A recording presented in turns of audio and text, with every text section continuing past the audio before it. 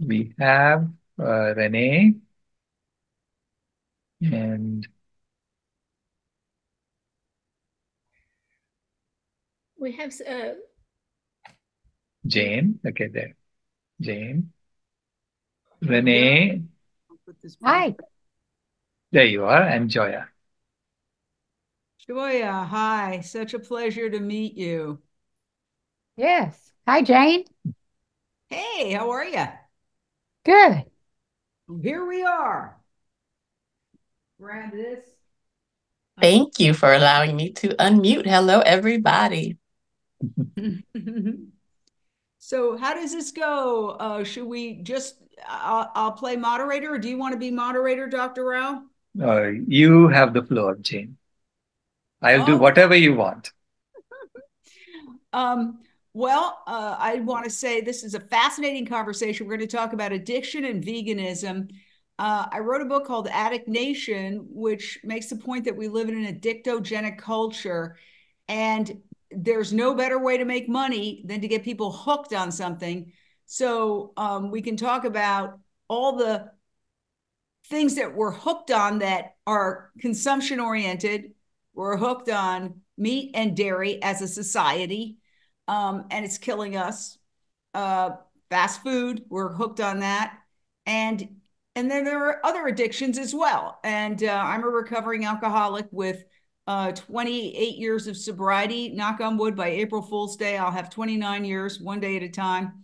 And I would love our two other fantastic panelists to introduce themselves, because addiction is a very personal thing. And I prefer that everybody describe it how they would like to describe what their background is in that regard. So, Joya, take it away.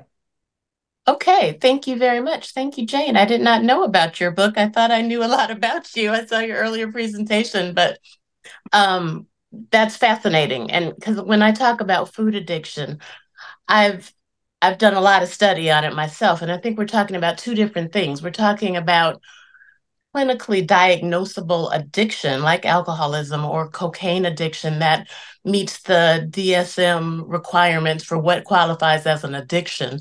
And there are people who approach food in that addictive way. And I was a food addict in that way myself. I struggled with compulsive overeating for much of my life, and at one point weighed more than 300 pounds. And then on the other hand, we're talking about the pleasure trap, which is highlighted in a book called The Pleasure Trap that really was life changing for me. And it talks about how, as a society, like you were saying, we are addicted to meat, to dairy, to processed foods, including sugar and flour and oils, especially, and how they're all linked together. And all of those substances are addictive. So, to break the addiction, and this is what I teach to my coaching clients and what I wrote about in my book, The Easy Breezy Whole Foodie, to break the addiction, you have to abstain from all of that, from all sad foods, is the way I like to frame it, standard American diet foods. But Dr. Greger uses another term called crap, which is calorie rich and processed. So that covers the sugar, the flour, the oils, the fake cheese, the vegan meats, and the animal products were all very calorie rich. So that's why my approach differs from a whole food, real food approach. I read another book recently called Ultra Processed People, and he talks about how these ultra processed ingredients are addictive, like you said, and they're making money because they've gotten people hooked, and they get people hooked, starting with babies with by putting sugar in baby formula, so that 99.8% of us in the population are hooked to these substances. Some of us start out as addictive personalities, addictive people who really have diagnoses. And I think I would estimate maybe 10, 15% of the population. And I would put myself in that part where I started developing obesity at age 11. And I talk about obesity as an affliction too, not as a something that I was or that somebody is. It's something that has become, has jumped on you because you've been addicted to these substances, all this crap. So I'll stop there. And but the cure for both the real addiction, like I had, and the pleasure trap addiction is abstinence from all crap. And people say you can't abstain from food, but you can absolutely abstain from all animal foods, all processed foods. And when you do that, you break the addiction. And that's what I did. And that's what I want to share with people. And I'm so grateful to be on this panel. So thank you. I will stop there for now. Thank you so much for that wonderful explanation and backstory. And now Renee King-Sonnen, of famed Rowdy Girl Sanctuary in Texas. We all probably know her story in terms of being the famous cattle rancher's wife who secretly wrote a diary and collected funds to turn her husband's calf cow operation into a vegan farmed animal sanctuary. But I'll let Renee take it away as far as the rest of her fascinating story. Thank you, Jane. And it is a pleasure to be on a panel with you, Joya, and always an absolute pleasure to be in the same space with Sailesh. So, I appreciate the opportunity. Wow, I was listening to you, Joya, and I have a long history of addiction. I'll be 66 next month, and January the 8th, I had 11 years sober from, alcohol and drugs. So, but I've been in the program for many years, over 30 years. It's taken me many relapses to finally surrender and get sober from, alcohol and drugs. But, what I've realized since I went vegan on October 31st, 2014, is that the addictions have crossed over into so many areas of our lives. So many people I've learned are addicts to food. I mean, to just like you explained, Joya, particularly the animal products are full of compounds that make you addicted. We're learning, and recently I read a book by Dr. Arnold Ehret, and it's really all about the mucusless diet, like absolutely getting the stuff out of your system that would create toxins and poisons in your body. I'm like 70% fruit now. I mean, I'm loving eating fruit. I mean, I just sit around and eat like fruit all day. And then I may have, some Ezekiel toast with some almond butter on it, like in some point in the day. But I've realized since doing that how addicted I was to sugar, to all the processed foods, and how much better I'm feeling in my body, in my brain, not eating a bunch of stuff just for taste. Because I really believe that we addicts are really addicted to things that change the way that change the way we feel, right? So whether it's alcohol, drugs, food, sex, whatever that is, I am convinced, especially now that I'm vegan, that the whole world is addicted in some way or the other, and they just don't even know it. So I'm grateful today that I found this way of life. It took what it took for me to get here, and I'm really grateful to be talking about it. Thank you. Wow.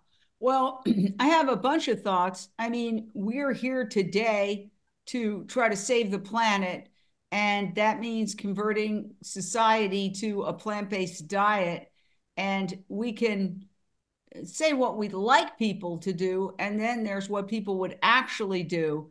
And so to say that everybody's going to wake up tomorrow and not only go plant-based, but go whole food plant-based and be eating basically like a macrobiotic diet, it's likely not going to happen. I would love to be wrong, but there's a lot of transition foods. In other words, I think whoever frames the debate wins the debate. And now the meat industry, and I've been told, in fact, it was stated publicly at the Vegan Women's Summit in Brooklyn last year that, the meat industry has a war room the size of Fox News in Colorado. I have no independent confirmation of this, but this was what was said on a panel, that they just send out negative information about veganism, that it's processed and that it's plastic, like plastic. Of course, it's not plastic.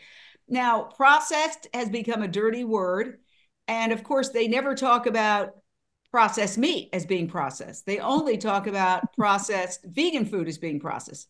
And virtually, obviously, all the processed meat is, it's actually cancer causing, which is not the case with processed vegan food. So I'm very concerned about us as a movement starting to repeat meat industry talking points.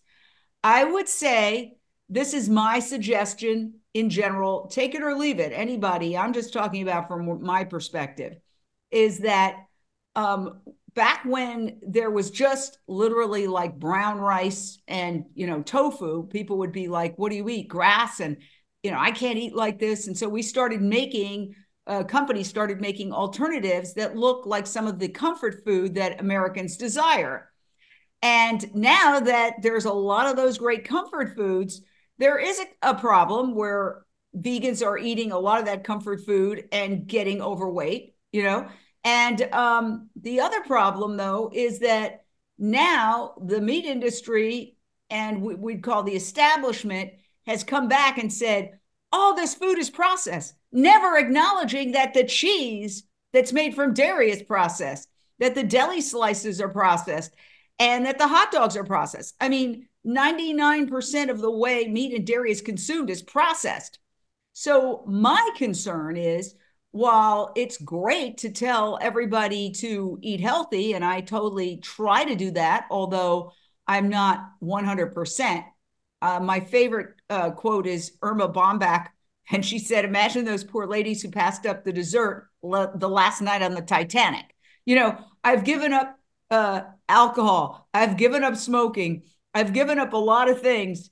And I don't want to, I personally, while I do struggle with my weight and try to stay in shape and try to eat right, I don't want to set such narrow rules for myself that I feel like I'm living a very rigid and a lifestyle that's just not what I choose to live. I feel like, while certainly food addicts cannot moderate, and I agree with you 100%, Joya, as your choice, and correct me if I'm mischaracterizing what you're saying, I agree 100% that your choice as somebody who defines yourself as a food addict is to say complete abstinence. I applaud that. Frankly, I applaud it. But I think we're in tricky ground when we're trying to tell all vegans to just eat a whole food plant-based diet, or to knock these alternative products that are coming out that are under attack, under fierce attack from the meat industry already. And we know Beyond Meat stock has dropped. There's a lot of struggle. I just spoke to somebody who analyzes a lot of vegan restaurants are going under because there's a campaign against veganism being waged by the establishment. So I'm just concerned about I just want to make sure I am not repeating any meat industry talking points. I would just like to get everybody's thoughts on that, including Dr. Rao. Yeah, can I address that? I mean, you brought up some great points in all of you. And the way the system works is that they're using our natural instincts against us. It's our natural instinct to search out food that has sugar, search out food that has salt, because these are rare in nature, right? So if there is sugar, that means that it's the ripe fruit. You're supposed to eat it. So we have been programmed by nature to seek out these foods. And what they have done is they have extracted just the sugar, packaged it in a way that we keep coming back for what they're offering us, right? Or packaging just the fat and putting it together and making us come back for what they're offering us. Because for all these corporations, an addict is the best customer, because you'll keep coming back for more and more and more. I mean, I want to just explain, my experience with addiction. I was severely addicted to cigarettes. I took my first drag from a cigarette and I was hooked. And I don't know how maybe my physiology is such that, I'm nicotine was so addictive to me. But I was hiding it from my mom. And when I finally told my mom, I came to this country and then told my mom. So I started smoking when I was a college student in India. But I wrote to her saying, I started smoking. I didn't tell you. I want to get it off my chest because I don't want to keep any secrets from you. And she wrote me a long letter saying, how could you do this? Because you were a sickly child. Apparently, I was a twin. She had never told me this. I was a twin, and my twin passed away at birth. And I was a very small child. She said I was preemie, small child, and I couldn't breathe. And she had to rub lotion on my chest to get me to breathe for the first 2 years of my life. And she said, I did so much to keep you alive, and you are doing this, please stop. And I tried stopping. Okay, but I was so hooked that I couldn't stop. And every time she called me, she would ask me, have you quit? And I would keep telling her, I'm trying, Mom. So I tried gum. I tried patches. I tried hypnosis. I tried everything under the sun. And I couldn't do it. Then my mother died in 1997. She was 60. And you know what? I quit instantly. I quit instantly because that was the only thing she ever asked me to do. And I was so filled with regret for not doing it when she was alive that there was nothing that could stop me from quitting at that point. Okay, so it's an inner force that drove me to quit. And I realized at that point that I could have quit any time. It was in my control. And I was sort of letting these small things pull me away from it. Stress at work or whatever it was, pull me away from it. And I tell this story now to say that we have a major addiction problem, and it's not our fault because our corporations have been trying to addict us because that's their business model. Okay, so this is the way it's been, but we have to collectively help each other quit our addictions before our Mother Earth dies.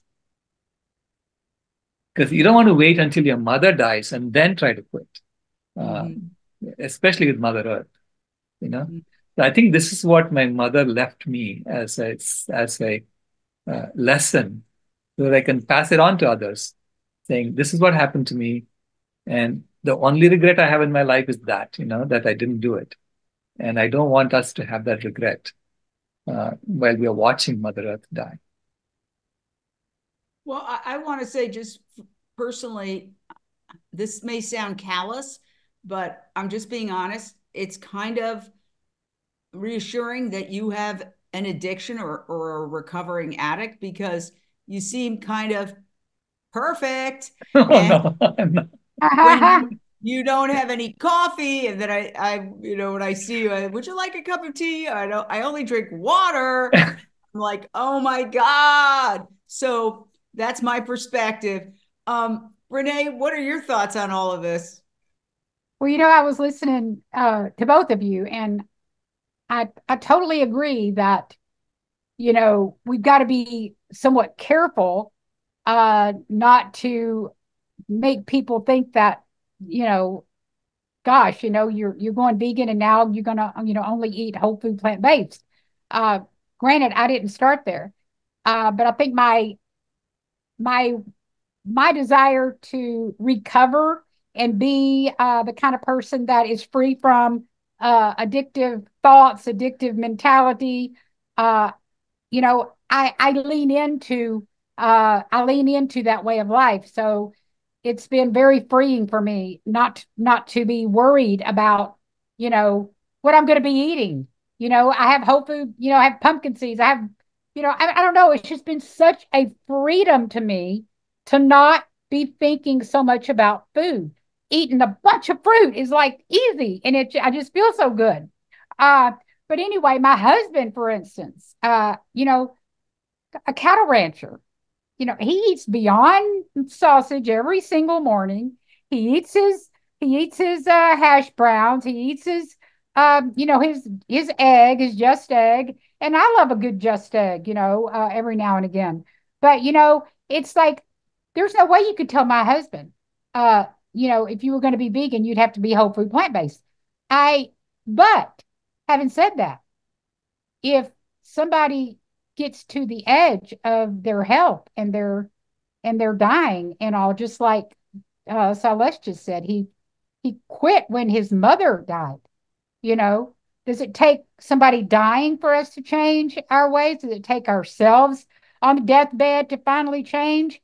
I just, at 60, almost 66 years old, I, if I'm going to be the kind of person I need to be for animals, I have a lot of work to do for animals on this planet.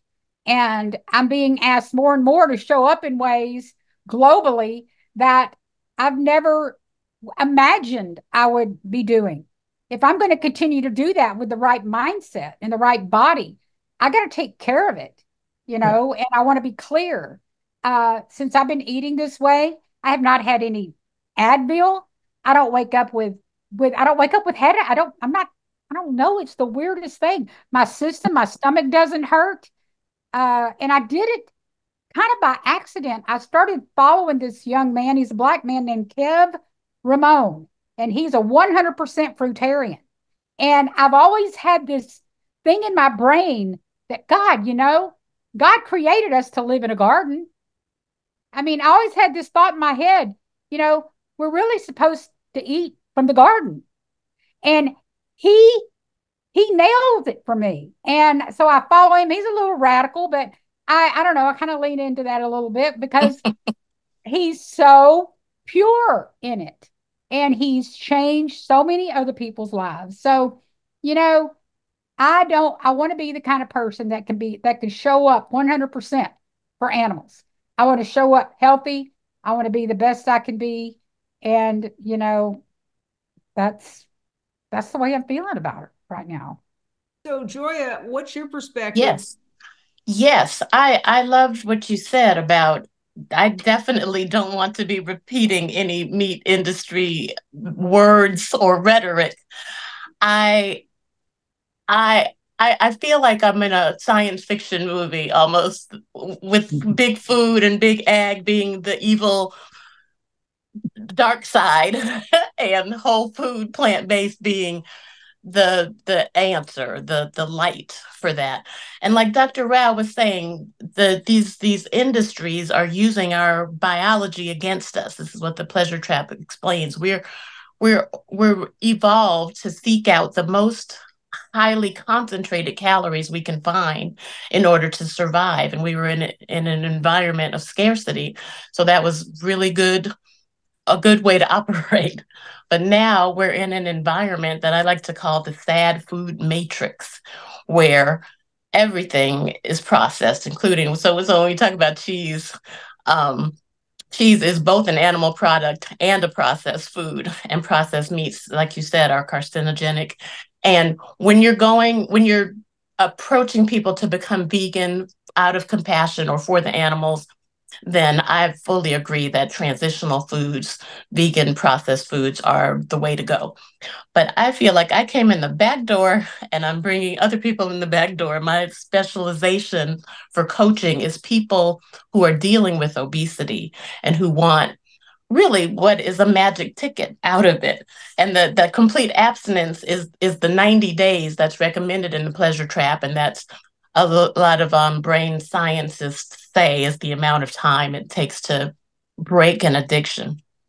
So after 90 days, my clients do what they want, but the ones who want to continue losing weight, they lose 50, 60 pounds during those 90 days often. And then the ones who want to continue have to continue abstaining from crap foods, sad foods, definitely animal foods, but also oils and unprocessed foods.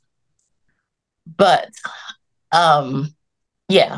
processed vegan foods are certainly preferable to animal foods. And I what happened with me, I was hearing one of the earlier speakers today talking about how people who go vegan for health tend to be less reliably, less consistently vegan, and they go out and they do things like ice cream. Cheese is a big one, but ice cream is another one that is so culturally connected to our societal addiction that it's for birthdays, we all scream for ice cream. So that's one of those really highly concentrated foods that is really dangerous, especially for people with addictive tendencies. But it's an addiction that's hard to break, and the vegan versions of that will keep people's taste buds attuned to that, and oils do the same thing. So I'm like running around, kind of fighting big food, and also avoiding all of the oils and ingredients that are slid into things that don't belong there and that keep you in the pleasure trap. So yeah, that's an interesting place for me to explore how to make sure my words don't echo any big food, big ag propaganda, because I definitely do not want to do that ever. Oh, I wasn't directing it at you. I actually have said this on many Zooms and talks. Is that Yeah. No, I didn't feel directed, but I just understood process. Yeah. When you say process, people trigger things different Yes. ways for different people. Yeah. Well, speaking of ice cream, I guess full disclosure, we just went live at Salt and Straw, which for Veganuary has 8 vegan flavors. Okay. And, when we went live there, yes, the 7 or 8 vegan flavors, and we sampled them all, were delicious. But I keep thinking, well, that's how many cows that didn't have their babies ripped away from their mothers, right? Awesome. I mean, that's like one of the hottest ice cream stores. It is a chain, and it's on Abbott Kinney, and there's always a line around the block. And so when my vegan friend Karen said, Salt and Straw is doing like 8 different vegan flavors for Veganuary, I said, let's go promote it. Because if that store is successful with those items, they might start adding more on a permanent basis. But if nobody buys them, then they might say it's not selling. And that's another conundrum in the vegan world. It's like, you want to support certain products so that they survive and they become acceptable replacements for the similar meat items. I want to just I think this is a fascinating conversation, but I just want to make some thoughts and points. And it's not like I'm an expert, but I do have the dubious honor of being somewhat of an expert in addiction. I wish I wasn't. I don't want to be an addict.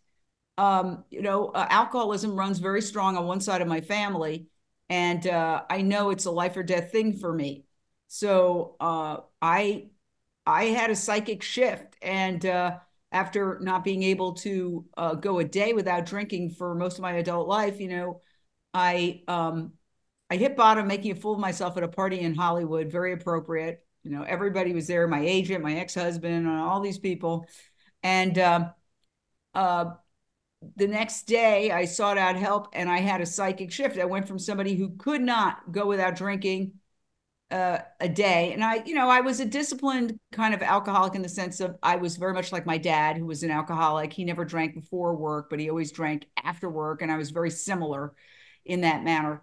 I was lucky to have never gotten a DUI, but any addict experiences incomprehensible demoralization, and I certainly did. And I had a psychic shift. And what happened was I suddenly realized in my mind, it's not that I won't drink, it's that I don't have to drink today. And that was like the shift that happened in my head. And, it's a miracle. I honestly consider it a miracle because nothing was working. And then something did work, and I got help. I will say, I think everybody has something. And that's why I said, half joking, that I was so happy to hear that you had an addiction, Dr. Rao, because there's a lot of different kinds of addictions. And so I personally have not ever really run into somebody, they call people who aren't addicts normies, but most everybody has something. I mean, if it's not alcohol or cigarettes or drugs or food or gambling or sex or debtors anonymous. I had a friend who was addicted to going to recovery meetings, and she took me to a Workaholics Anonymous meeting. And I swear to God, the woman who opened the door said, "You're so lucky because a lot of times nobody shows up because everybody's working." And then there was a woman furiously taking notes the entire meeting. And I went up to her afterwards and I said, "You're really sick." Um, you can't make this stuff up. But, all joking around aside, there's the invisible addiction, codependence. And that's when people are addicted to the drama of the addict. So they themselves aren't addicts, but they're very much addicted to the drama and the chaos and the woo of the addict that they're somehow connected to. And that's the addiction that masquerades as I'm a nice person. And often they can create a lot of problems by providing a safety net for the addict. I mean, the classic stereotype example, and Renee, you could probably talk about this too ad nauseum, but is the long-suffering wife who covers up for her husband who's the alcoholic, and she's always making excuses for him. That's sort of the stereotype. So I mean, I only say that because I think that pretty much everybody's got something. And if you want to be an effective activist, find out what your something is and get help for it. Because I was not an effective activist. I wasn't even a vegan till I got sober. I got sober and then I came out as gay after I got sober, and then I became vegan. And, I would sit around the bar, I love animals, but I didn't really do anything. And it was only after I got sober that I started putting my activism to work. So I would say one thing, if everybody watching, there's 43 people watching, whatever you're hooked on, take care of it. Now, I don't have to worry about gambling addiction because I'm not a gambling addict. That's something I'm not particularly excited about. Although I do play the lottery, because I say, if I win the lottery, I'm going to open a big ass vegan restaurant, and we're going to have everybody we know performing. That's my fantasy. So I do play the lottery. I know it's silly, but I enjoy it. But I'm not a gambling addict. Okay. I don't have urges to gamble. So I don't need to not ever gamble because I'm not hooked on gambling. So we have to figure out what we're hooked on to achieve abstinence. We shouldn't necessarily achieve abstinence for something that we're not hooked on, but I could be wrong. What are your thoughts on that? Starting with eeny, meeny, miny, mo, Dr. Rao. Yeah. What I've found is that when you have a purpose, a strong purpose, you're willing to pretty much do anything to fulfill that purpose. So for me, it was, the Vegan World 2026 promise, the pinky promise from my granddaughter. That's sort of drives me every day, right? So I remember, almost a couple of years ago now, I had gone to this Indian restaurant and I had a very oily dish. And I had been trying to go whole food plant-based, and I really didn't realize that, that would have such a huge impact on me. So I had this oily dish. It was channa bhatura. So, and for some reason, even the sauce had lots of oil in it. But I enjoyed it. I ate it. And then I passed out in the restaurant. Okay? Wow. I passed out, and when I came to, my son was dabbing my head with a wet towel, and Kimaya was bawling away. And she thought I had passed out, that I had passed away. Okay, she was bawling away. And they had already called the ambulance. And I wrote about it because, they sent me to a cardiologist. I had a whole bunch of things happen as a result of that. And I wrote about it, and Dr. McDougall called me. And he said, "You're going to take my course, so this doesn't happen to you again." Okay? So I took his course. And then I realized that that cheating was not worth it. Because my body had adjusted to whole food plant-based, and it got this huge shock of oil, and it said, "What the heck is this?" It put me to sleep in order to fix it. Okay. And That's what caused me to pass out. And I said, it's not worth it. It's not worth it for my granddaughter to cry like that. And she's, I mean, she drives me now, right? I'm trying to fulfill her promise. So I told her, look, I'm not going anywhere. Okay. Don't worry about me dying. I'm not going anywhere because I have a pinky promise to fulfill. Okay? And so since then, I have been relatively, I've been watching my food so that I don't eat oily food like that. So that was a wake-up call for me, saying, be serious. More flaws. I'm loving this conversation. I'm feeling so much better about myself. Renee, where do we strike that balance? I mean, again, this is a vegan conversation. So we're about promoting veganism. Sure, we don't want to promote unhealthy food, but by the same token, people are eating food that is exponentially more unhealthy when they're eating the meat and dairy variety of it. And there was a need to create these alternatives. I think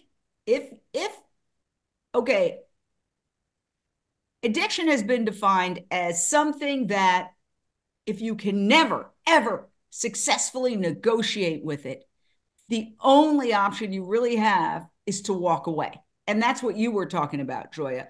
With food addiction, you want abstinence because you could not successfully negotiate with those foods. But if we want the general public to transition to plant-based, and whereas they're not going to all go whole food plant-based immediately, much less fruitarian, we have to offer those alternatives. And so we want to support those alternatives. So is there room for moderation, assuming you are not a certified food addict, which is something that, is quite rampant in today's society. But how do we navigate that? Renee? Well, from addiction to healing, right? That's what we're talking about, from addiction to healing. So I think the way we navigate that is, number one, realizing that most people are addicts. They may not know it, but they are. So, once we convert to veganism, like I just got a request earlier on one of my Facebook feeds. I want to go vegan. Me and my family want to go vegan. Can you help me with food to eat? I need to know how to eat, eggs and meat and cheese and be vegan. Well, I'm not going to tell this person, be a fruitarian. I'm going to tell this person, thank God, there's Just Egg, there's Beyond Sausage, there's Impossible Hamburgers, there's Beyond Steak, which I do love a good Beyond steak every now and then. That is my little kind of crutch every now and again. But I'm new to this. I'm new to like refraining from oil. I think oil was a big trigger for me too. I found that it was like I was eating too much of it, and now I'm not eating any except in an avocado, or something, and it feels good. But how do you negotiate it? You got to meet people where they are. We got to meet people where they are, and we've got to educate, teach people. I think more and more we are learning that, like even like follow your heart mayonnaise, like that was one of my favorites. I used to eat it all the time. I haven't had any in a long time. But you know what? I just learned recently that whoever bought them out, I think it was like a dairy company or something. A lot of these companies are being bought out. These vegan companies are being bought out, and they are being bought out by the industry, the big meat or big dairy industries. How do we negotiate that? Because I really do believe meat, dairy, cheese, eggs, all that is addictive. And so if these companies, these big dairy, big meat companies are buying up our whole food, our vegan companies, what are they really doing behind the scenes? I mean, I think it's still vegan products, and I think that goes two ways. Companies are not people necessarily. I mean, they're entities that change. I know every time I've ever gone back to an old newsroom where I used to work, nobody is there. Maybe one person that I used to know.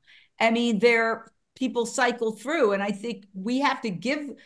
This is my personal opinion. We have to give those companies an opportunity to evolve. And if they are making money on the vegan mayonnaise, then maybe they'll start producing more vegan mayonnaise and less dairy mayonnaise. I mean, I don't know. Maybe I'm being naive. What do others think about that? I think that's definitely true. And I would like to encourage companies to offer vegan products that are lookalike products and fake products, but I'm not going to do it with my money, with my food dollars. And when you talk about meeting people where they are, I am not personally a go vegan activist. I am not trying to get people to go vegan. My work and my lane is anti-obesity work. So for people to reverse obesity, they have to break the addiction, and you cannot moderate your way out of the addiction. But if you don't have weight to lose and you just want to change your life by respecting animals with your food choices, then the vegan products are right down your alley, in your lane. They're not for me. They're not for the people who want to reverse obesity like me, but they are for people who want to stop supporting the destruction of the planet on the level that is going on through animal agriculture. And that's a wonderful thing.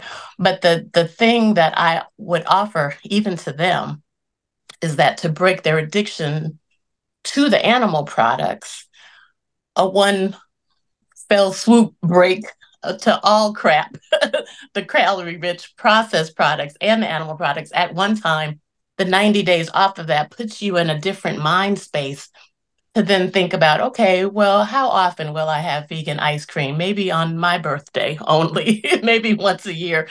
And that you can think clearly and make those kinds of decisions rather than, no, I'm just in an addictive state and I have to eat this ice cream, and oh, there's no vegan ice cream. Well, then I have to eat regular ice cream because I'm still addicted. My body, my nervous system is still caught in this pleasure trap. So that's my what I would say about the power of abstinence. Abstinence is a way. When I saw in the chat that it's the way to stop cravings. So if you love ice cream and you take 90 days off of ice cream, you have a different relationship to ice cream, vegan or animal. And you can think clearly about whether, okay, is this really needs to be a part of my life, or am I just a slave to it? So that's what I'd say about that. Well, talking about veganism and addiction, I think we can focus for the rest of this conversation on how we can help Americans in general kick an addiction to fast food, because that is probably the number one way that people are addictively consuming meat and dairy. You drive down a Miracle Mile and it's just one fast food joint after the other, and it seems to be increasing, not decreasing. So I would love to do a round robin on how we can tackle that, because I think that is the key issue. I think obviously I don't want to see anybody eating meat or dairy, period, end of story. But it's this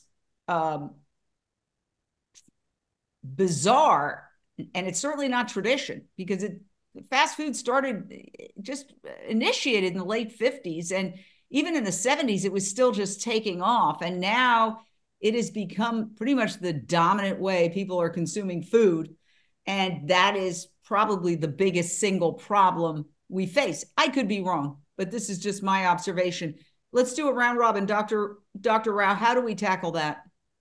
Yeah, I completely agree with you. It is the way to get addictive food into people, and fast food. And I say that best way to tackle that is to have healthy food freely available to every human being on the planet.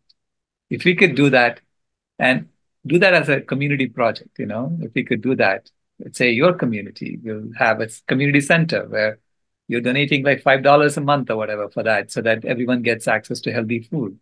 If we can create something like that in our communities, then the demand for fast food will automatically drop because people will have access to healthy food for free and they will eat it.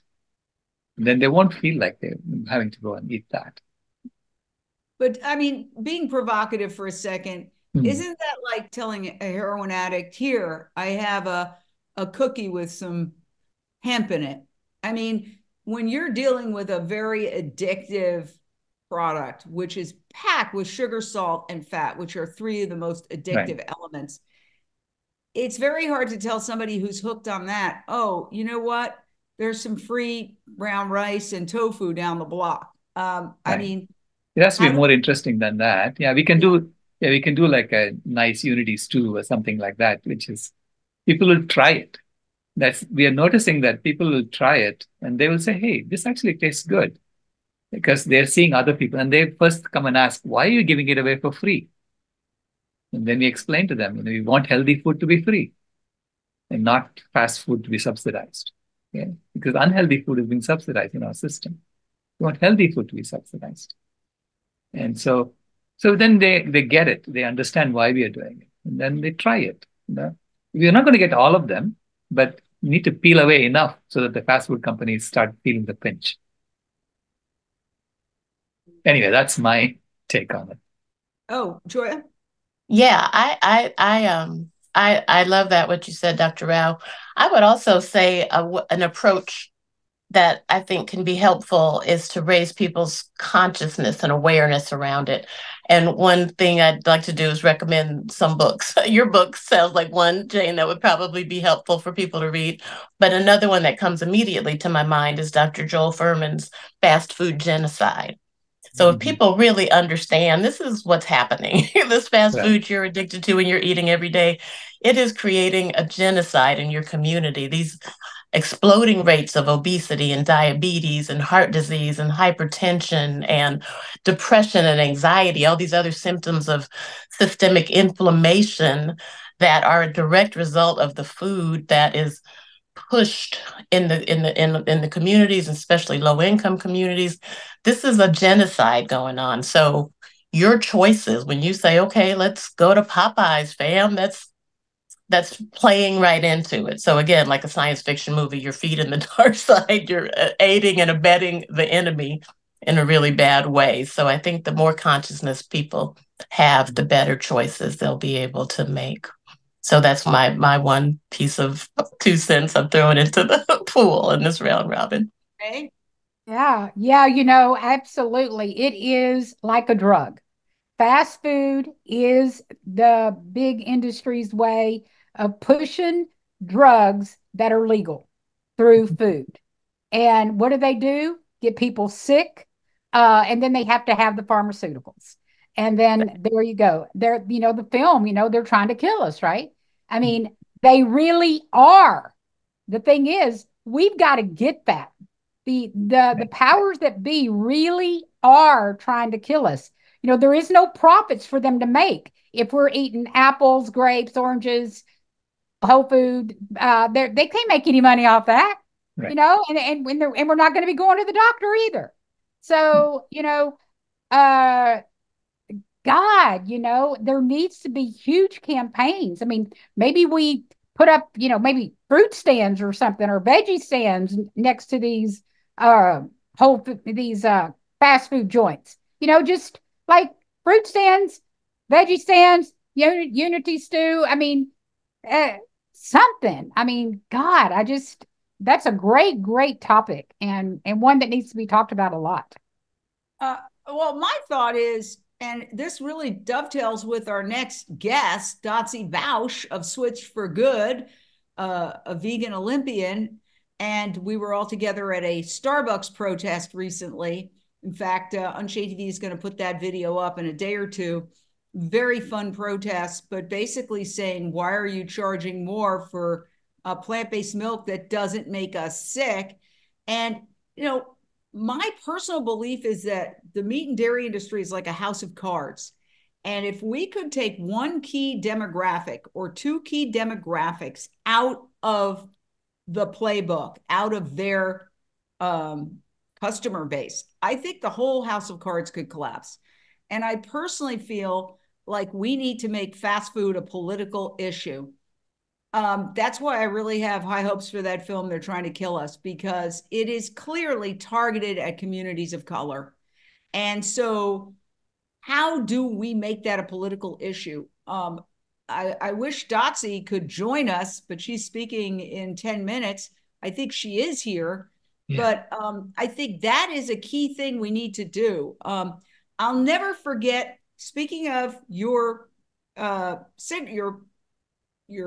former cigarette addiction, there was a commercial that pretty much made cigarettes hit the tipping point in terms of being culturally unacceptable in the United States.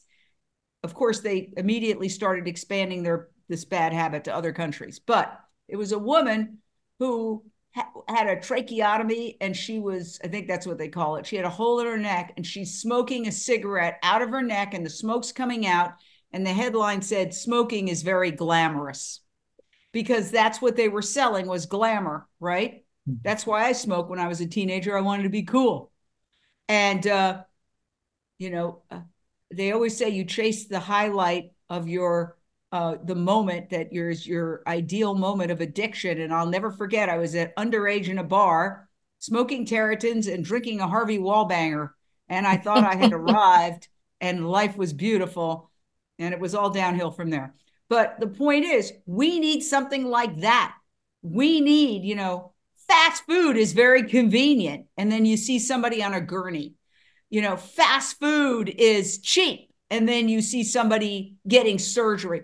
We need an entire advertising campaign to make it political, and get these key demographics out of the customer base, because the people who own these companies are not eating it. They have their private chefs and they're eating healthy food. And I don't know if it's vegan or not, but they're eating, Yeah. We've all heard about Mark Zuckerberg having his cows eating beer and some kind of nuts. Macadamia nuts, yeah. Macadamia nuts. So they're not eating, dollar cheeseburgers.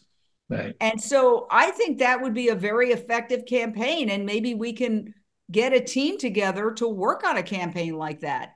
And it doesn't have to even be video. This was a photograph of a woman. I remember it 50 years later. How is that possible?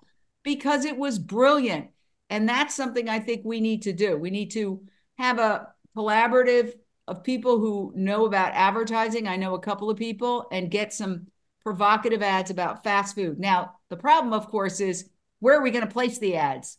On Unchained TV. Unchained TV, yes. Because they're not going to run them on the mainstream channels. They won't, because who pays the bills for all the major networks? Fast food and pharmaceuticals. Mm-hmm. I don't know about you, but I can't even eat dinner watching the news because these pharma commercials are so disgusting with their side effects. I'm always like, it's disgusting. Okay, I'll be quiet now. There are 3 hands up in the audience, so let's get to them. Yeah. Dakota, and then Ray, and then Deborah. Hi, thank you. Oh, it's such a great conversation, and thank you all for doing this panel. I had so many things I was jotting down all through that I was just all excited about, connecting with you all on these topics. But you pretty much covered everything I was going to say.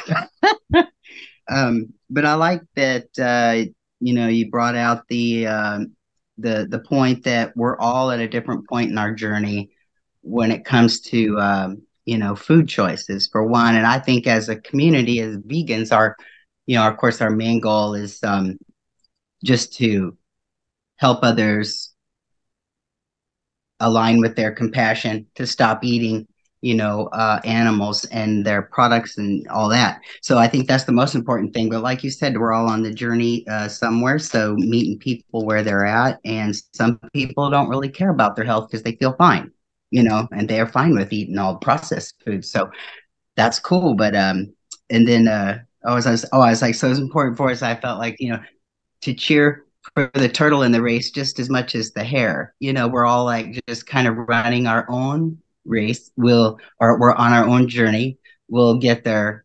Kind of like all paths lead to the same place when you're going up a mountain. It doesn't matter what point you're at or where you start. And then Jane, you were cracking me up about Dr. Rao, feeling he's perfect too. I mean, I'm in love with Dr. Rao. I'm sometimes not married, but I'm just teasing. I can't wait to meet your wife one day. But I wanted to tell you the line, I used to, I think it was Augustine that said it, that every sinner has a future, but every saint has a past.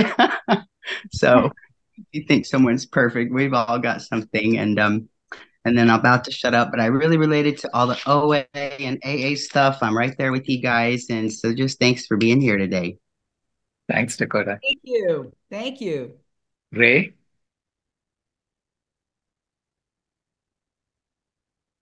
Great panel, guys. Very exciting. And I want to cheat and skip ahead to our next VCOP, which is going to be about stories and games.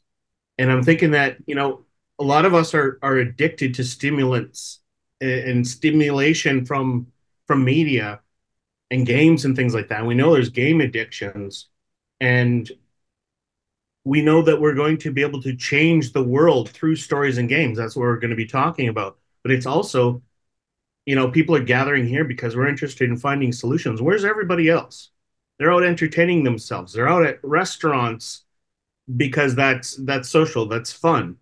A lot of the food that is addictive is entertainment food. It's not really nutrition. It's just something that entertains us. So are we entertaining ourselves to death? And as we come up with new stories, how do we stop being addicted to the wrong stories? Is that too big of a topic? It's big. It'll take the whole conference. You have time to prepare. Very interesting. Dr. Rao talked about the miglets, the most important generation to have ever lived, what was it? Yeah, living on Earth today. Generation that's going to change the world. We're not it. It's the ones that come after us. We can pave the way. But, every once in a while, I think they're off playing video games. They're all about escapism, but they're going to snap out of it. And hopefully they're going to be a lot more awakened to our problems than we are. Right. Yeah. Thanks, Ray. Yeah, it's a great topic. I think we could do something like that for next week off, when you talk about stories and games, because that's really how we change society with stories and games. How about a VCOP where we all just come up with ideas for that campaign? Yeah. What about where we, look, I have somewhat of a background in advertising. My father was an advertising executive with an agency on Madison Avenue, and I've known a lot of people in the advertising business. They don't just come up with something. I mean, they sit around and they have these brainstorming sessions that last hours and hours and hours. Mm-hmm. It's not just like in the movies where somebody comes up with whatever the slogan is. We know that there were 5 or 10 or 20 or 30 fabulous slogans that I can't think any of them right now, but that are advertising gems. Does anybody have one? Milk does a body good. There you go. Now, we have to come up with the alternatives. Just do it. Thank you, Paige. Got milk. We've got to come up with those alternatives. Danny says she would love to do that. Yes. Yeah. Is that Danny Rukin? Yeah, she'd be great at this. And we brainstorm and we come up with these things, and then we create a campaign, and it's this imagery of what is fast food really doing to us compared to what they say they're doing. That's why the smoking is very glamorous was so successful. It wasn't don't smoke, it'll kill you. It was here's what they're telling you, and here's the reality. Right. That's why. So it makes you feel like you're a sucker and a dumbass for basically, purchasing your own demise. And so I think we could come up with something like that. Definitely. And put it on all of our social media, get it out there, put it on, get it out. Do ad campaigns on Facebook, Instagram, come up with something really compelling. Everybody likes this. Everybody's like, I would love to join. I work at my local school district, and yes, let's all do it. And we'll make a game out of it. We'll make a game out of it. Sounds good. I love it. Deborah? And yes, then, loving the panel, the conversation, and Ray, as you were talking about the greatest, whatever you said about the generation. I feel like we are the transition, just like the transition food to go from meat eating to veganism. We are the transition generation. But one of the things that, in terms of addiction, I agree, like everybody has some form of addiction, and it just feels like this is going on a feeling. It feels like, we when we are born, we leave the safety of the womb and the umbilical cord is cut. And if we're lucky, we're held and, and swaddled and put to the breast. But then there's no weaning. We go from breast to bottle to milk to the schools to dairy milk to chocolate dairy milk to, and the sugar and everything. It's like there's no formal weaning. There's no rite of passage that says now you are free from this part of your life. You're ready to move into this phase of your life and, develop into an adult human being and cut this cord, and it just feels like if we could get back to, I know in a lot of traditions, especially spiritual traditions, there are rites of passage and ceremonies and celebrations of times where, where we are weaned or where we move from one phase of life to another. And it just feels like that is something that is missing from our development, where we stay hooked. And we stay hooked on the dairy, hooked on the bottle. We hooked on that, we never let it go and stand up. Yeah. So that's a great topic, Deborah, for next week off. Yeah. I really think it'll be a great topic for next week off, because it's about the story of weaning, and I do claim that we have been suckled by a mother cow for 10,000 years, and we have to now wean ourselves. Right. Right. Now to grow up as a species. Yeah. It feels like that's part of the addiction cycle. Right. Yeah. Thanks, Deborah. We have BJ. Is it okay if we move on to .c? Is it quick, what you're asking? It's kind of a whole nother topic. As a recovering food addict myself, I don't want us to romanticize the transition foods.